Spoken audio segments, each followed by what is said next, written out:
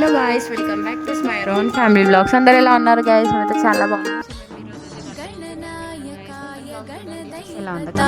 गणाध्यक्षाय धीमहि गुणशरीराय गुणमण्डिताय गुणेशानाय धीमहि गुणातीताय गुणाधीशाय गुणप्रविष्टाय धीमहि एकदन्ताय वक्रतुण्डाय गौरीतनयाय धीमहि गजेशानाय भालचन्द्राय श्रीगणेशाय धीमहि एकदन्ताय वक्रतुण्डाय गौरीतनयाय धीमहि गजेशानाय भालचन्द्राय श्रीगणेशाय धीमहि.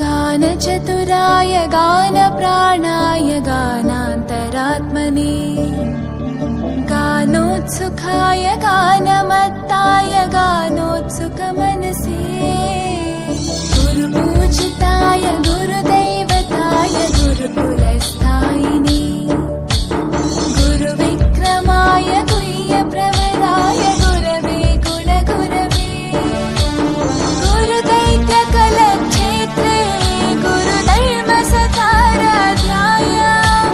गुरुपुत्रपरित्रात्रे गुरुपाखण्डकण्टकाय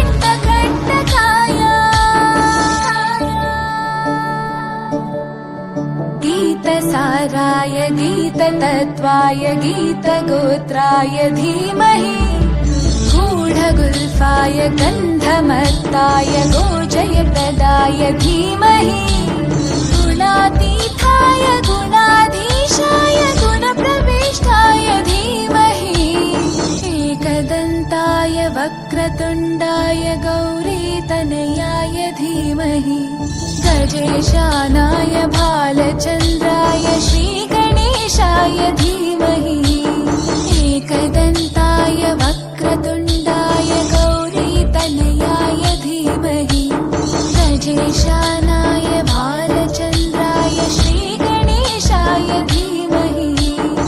Thank you for watching guys. Lots of love. Bye bye.